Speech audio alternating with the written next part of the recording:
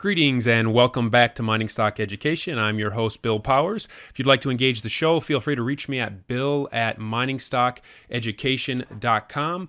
Well, we're getting an update today from one of our sponsors, that is Osino Resources. Website is OsinoResources.com. Company trades on the Venture Exchange in Toronto under the ticker OSI and in New York on the OTC under the ticker OSIIF. I'm speaking today with the CEO and co-founder Heye Daun, as well as Dave Underwood, who is the VP of Exploration. If you need a little background on this story and how the company was founded, Namibia as a mining jurisdiction, please go back and listen to my first interview with Heye. That was in late August of 2019. So, gentlemen, welcome to the show. And Heye, if we could start off with you, the share price was about 40 cents Canadian pre-discovery when that was announced in late August. It shot up over $1, and now it's about 10% to 10% or so above where it was pre-discovery. Could you offer your comments and what you think is going on in the share price action right now? Yeah, thanks, Bill. Thank you very much for having us, and I'll try my best. You know, there's, of course, my role as a CEO is to look at fundamentals and the share price. And the share price, I have some ideas and some views on things, but obviously I don't know everything. I mean, what we all know is that the 4-month hold period of the 35-cent financing actually ends today. That stock becomes trading today. And I think it's a fairly known issue that this whole 4-month hold system is somewhat dysfunctional, I guess, in that the stock generally tends to start trading a couple of days before it becomes free. So we saw that happening. You saw from the middle of last week, we started trading big volumes and the share price came down substantially. I don't know who's selling. All I can tell you is I'm surprised by it. I didn't expect it because that last 35-cent round was a very limited round. It had, in fact, 25 names in it, and some of those names had a large part of it, including Ross Beatty.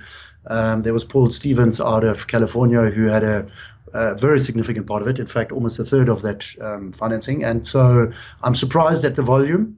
And yeah, we didn't expect it. It's unfortunate, but I guess it's also a function of the malaise in the overall market in Canada. I understand that the cannabis trade has just about fallen over, and generally the venture, I believe, is down just under 20% for the year.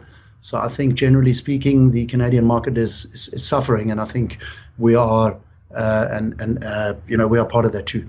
I'm going to be speaking to Dave in this interview about the geological aspects of what you're doing, but on the corporate side, Heye, is there any other updates that you can share with the market right now? We're doing what we said we would be doing, which is we are in the process of executing that drill program that we press released. So we're probably two-thirds through it. We put some results out, which were good. And we expect more results later this year, and then the final results sometime in January, probably towards the end of January. And then we'll take a break, basically, to interpret and put it all into perspective, and then keep drilling next year. So I think that's in terms of news flow. There'll be bits and pieces in between. But from a corporate perspective, we're very busy in Namibia. We're very active, and our work program is going along as we planned. At some stage next year or so, we will look to do a financing, but that's not anytime soon. So I guess it's in Namibia, it's business as usual. Thank you very much, Heye. Dave, I'd like you to bring you onto the show, and I was commended regarding you by another mining CEO who said that he invested in Osino Resources specifically because you were leading up the geological exploration. For people that aren't familiar with you, can you give a little bit about your background as a geologist? Hi, Bill. Thanks for that introduction. Yeah, I've been a gold geologist now probably about 25 years. And I started in East Africa and spent 6 years full-time on the ground with Anglo-American in those days. And subsequent to that, went out and did consulting to a bunch of companies, including several years with Newmont and AngloGold and a whole bunch of other people. And during that time, I've probably seen couple of hundred deposits and done due diligence and logged hundreds of thousands of meters of core. And, I've seen a lot of specifically orogenic gold deposits, probably more than most. So at this stage, I know what I'm looking for. And I know what a deposit looks like. Let me put it to you that way. Heye said to me in our first interview that you guys have experienced more success in this initial drill program at Twin Hills than you expected. Can you talk about how difficult it is to make a discovery, and what was your reaction to those initial results? Yeah, well, that's certainly true. If all the time that I've been kicking around Africa, I've seen very, very few brand new discoveries. Most of the time, companies chase after artisanal miners or try and rebadge things that were discovered a long time ago. And it's been said many times by many smart people that if we want to find something big and something new, you're going to have to look undercover, something that's never been walked over before, or you're going to have to go to jurisdictions that have never been looked at before. And what we've done here is we've made a significant discovery completely hidden and undercover. And I think that's why we've been able to do that, because we've taken the route that other people haven't taken before us. When you compare the Twin Hills discovery analogs, other deposits geologically or developmentally, what can you share with us here? Well, I think, probably through a combination of really good geology and a fair dose of luck, when we did our first drill program, 5 out of the first 7 holes hit really good mineralization. And I think that's something that doesn't happen very often. What we have been doing is comparing our discovery with the discovery of the Auryx gold mine, which sits a couple of 100 kilometers along strike in the same rocks. And we've been looking, for example, at their first 20 drill holes and how many hits did they get and how many misses, and comparing our success rate with theirs. And we're doing every bit as well as they did. In fact, we're probably doing slightly better than they did up front. So we are, I would say we're very comfortable with what we've achieved so far. And, let's be honest, it's every exploration geologist's dream to make a discovery. So when you poke 7 holes through thick calcary cover and 5 of them come back with good mineralization, it's a very exciting day. What further reflections do you have on the phase 1 drilling that you just concluded here at Twin Hills? Yeah, well, I think in phase 1, as I say, 5 of the 7 holes hit mineralization. And I think 2 things stand out. Our first 2 holes hit very thick mineralization. One is 148 meters thick and the other is 241 meters thick. These are very unusual numbers for orogenic gold systems. The grade of that halo is really low. It's sub 1 gram, but it's an enormous thickness of mineralization we have. And then the second, and then within that really thick halo, we started picking up some high grade material. So in the 4th hole, we picked out a zone that contained 31 meters of 2.2 grams. And we have subsequently picked that out in a couple of the holes, or hit it again in a couple of later holes. So it's a high grade shoot within this very large low grade system. And that's how these sedimentary hosted gold systems seem to work. That's how Auryx works. That's how many others work. And we'd expect to pick up more of them as the drilling intensifies. What can you say about phase 2, and what should investors look to determine if this phase 2 program is successful? So in phase 2, we're trying to do 3 things we want to do with phase 2.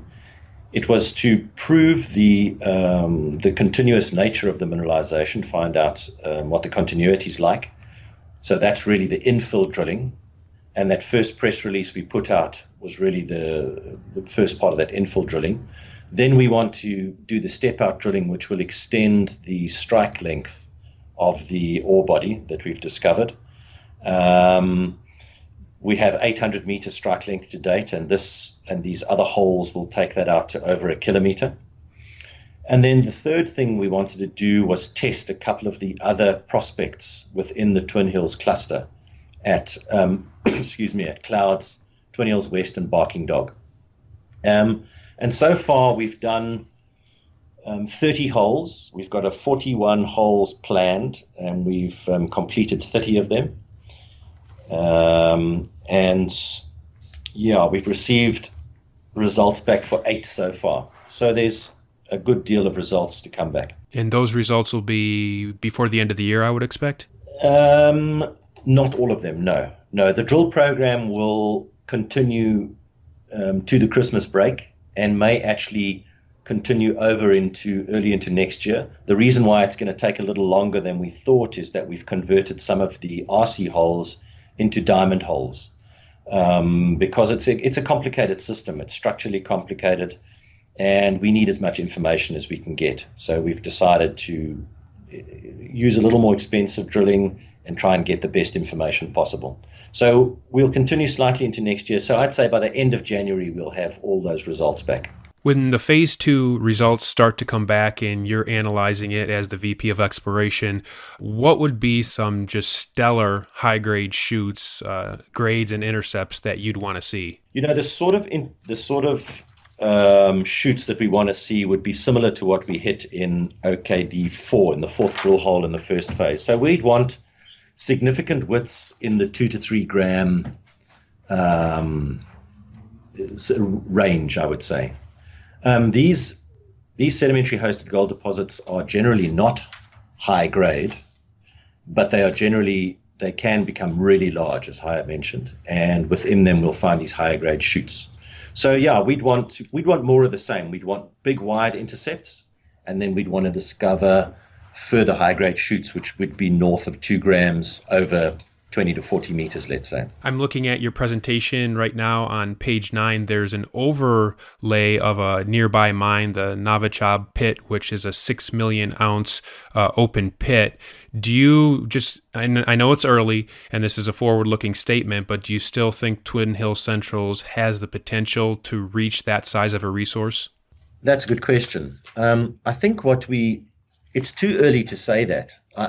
Twin Hills Central definitely has multi-million ounce potential.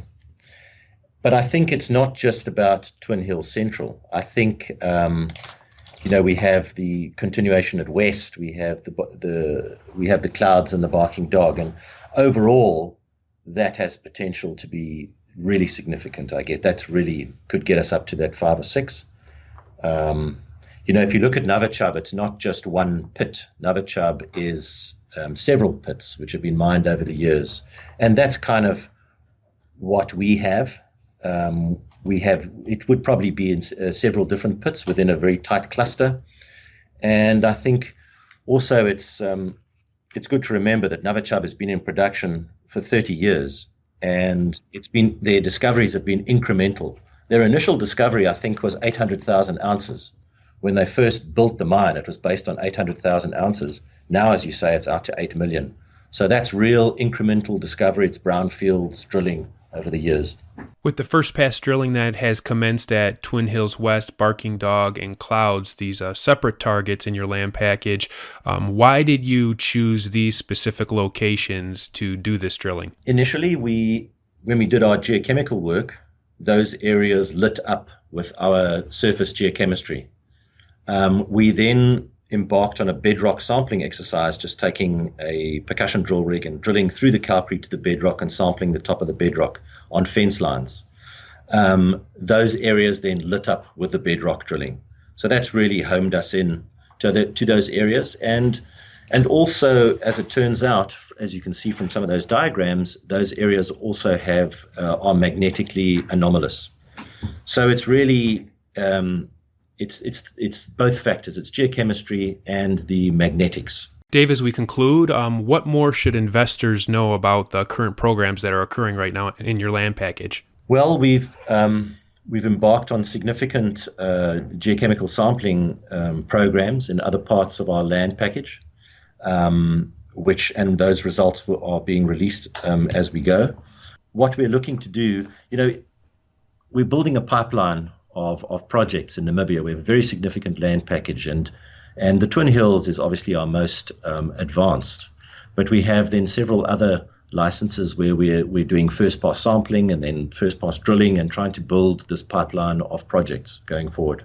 So we're looking at a district scale play. This isn't just one deposit that we're developing, although Twin Hills is the central piece right now, but it's actually a massive land package that you're exploring. Well, the Twin Hills falls into what we call our Karibib district, where we have basically staked most of this Karibib basin. And that in itself is a significant land package consisting of about 8 or 9 licenses.